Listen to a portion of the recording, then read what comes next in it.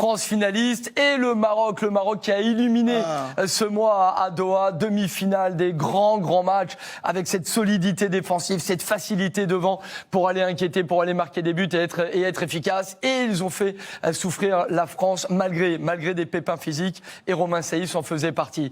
Bien sûr capitaine, blessé qui n'a pas pu finir cette Coupe du Monde. Bonsoir Romain, merci d'être avec nous, bonsoir. Bonsoir tout le monde. Romain, on va bien sûr parler de beaucoup de choses. Vous êtes aujourd'hui en Turquie, mais là, globalement, quelques semaines après la Coupe du Monde, quel souvenir gardez-vous en tête? Quelle fierté avez-vous en vous? Beaucoup de souvenirs, bien évidemment. Je pense que on retient le parcours qui est exceptionnel, parce qu'au-delà d'avoir atteint les demi-finales, on a quand même éliminé pas mal de bonnes équipes.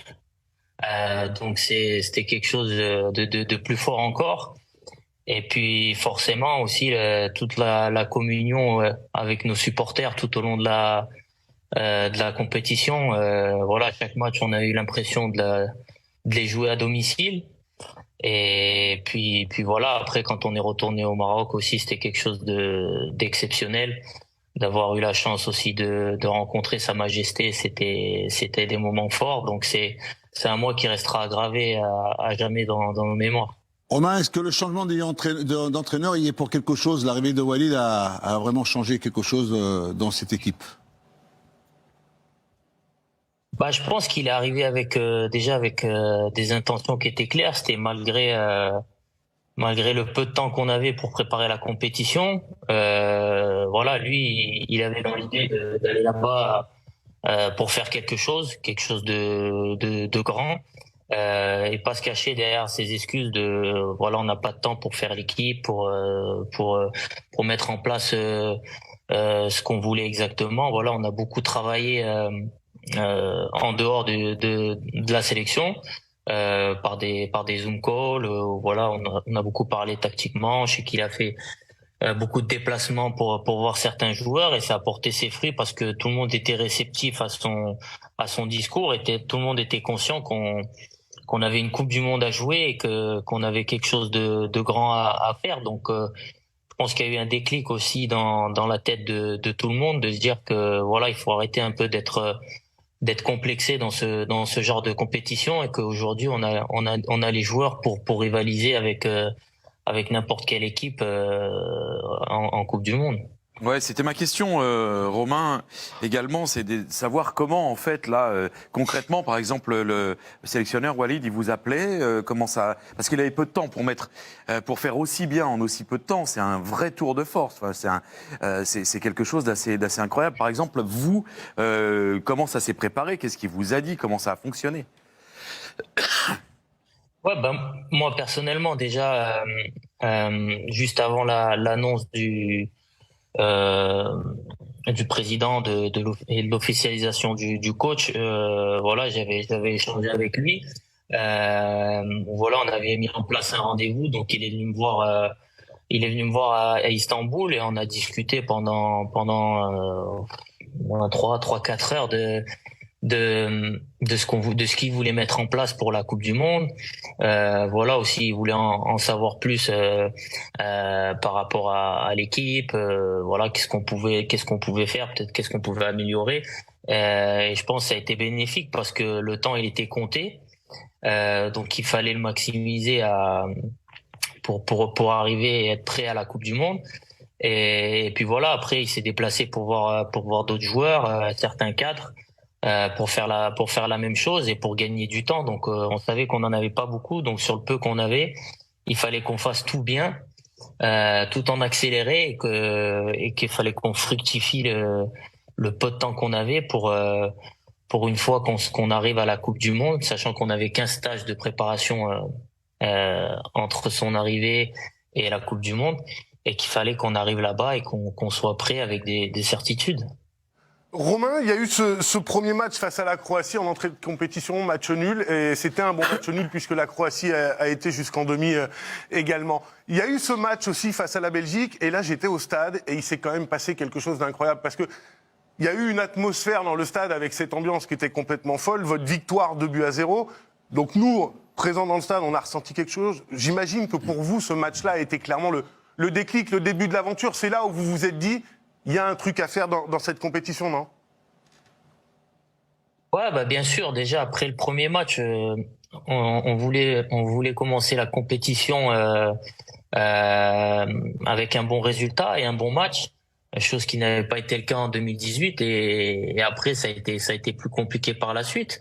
Là, on arrive à obtenir un bon point où voilà, on fait un match solide dans l'ensemble. Mais je pense si on était plus ambitieux, voilà, on avait quelques regrets à la fin du match parce que je pense qu'on n'a pas exploité au maximum notre talent, notamment quand on avait le ballon. Et on savait que voilà, contre la Belgique, il fallait qu'on modifie ces petites choses-là pour espérer gagner le match. Et c'est ce qu'on a fait. On a pris confiance au fur et à mesure de la compétition. Et le match de la Belgique, ouais, ça a été clairement un déclic parce que on a vu que voilà, on pouvait bousculer n'importe quelle équipe si on restait solide. Et qu'après on arrivait un peu à se libérer offensivement quand on avait le ballon. Et puis la chance qu'on avait aussi, c'est qu'on avait un 12e homme qui était juste exceptionnel. Enfin, tous les matchs qu'on a fait, c'était vraiment un plus pour nous.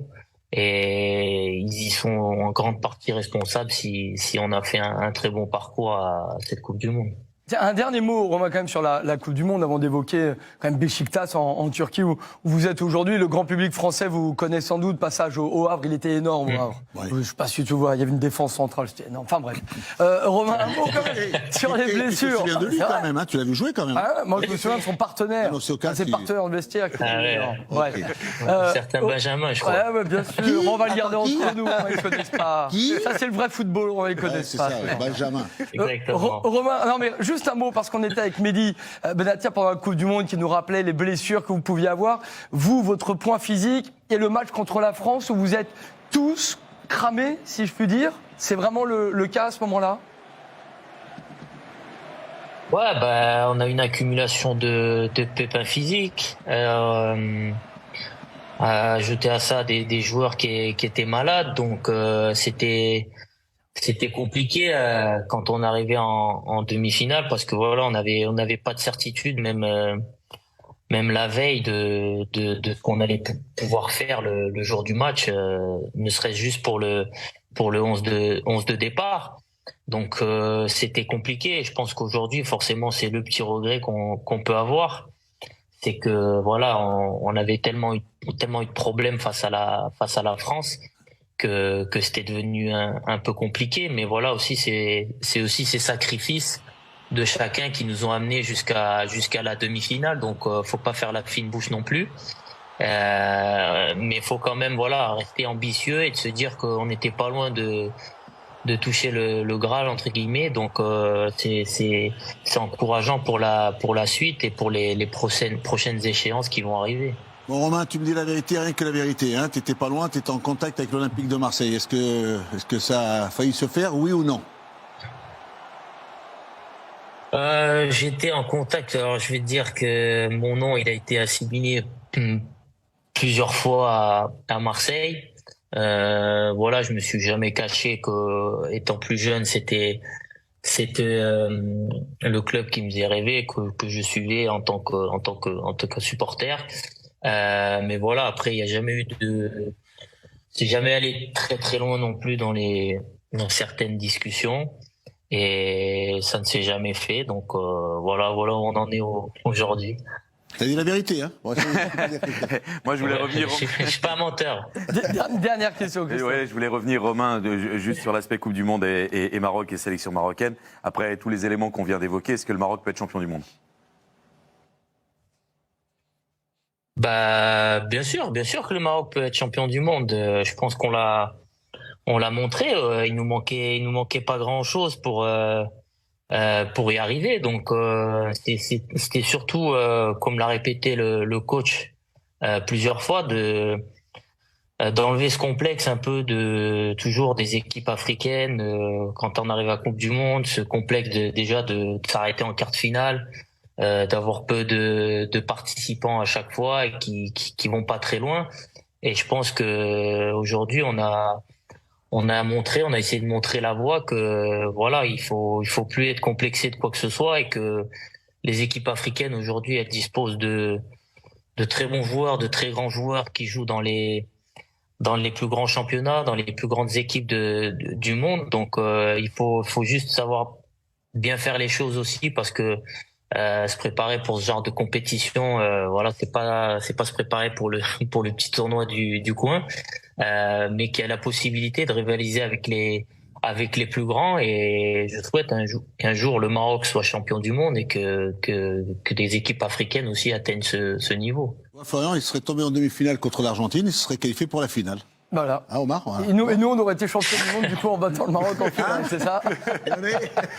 Bon, merci beaucoup, Salut, Romain, et Romain. encore Merci, félicitations bravo, ouais. pour toutes les émotions pendant Merci un à mois vous. à Doha. Vous êtes aujourd'hui au Beşiktaş Istanbul, en Turquie, et on suit le championnat turc tous les week-ends sur les antennes de BeIN. On a suivi le grand derby istambouliote également ce week-end. Galatasaray qui s'impose également durant ce week-end. On a vu Fenerbahçe, on suit régulièrement Beşiktaş avec vous, Romain, notamment.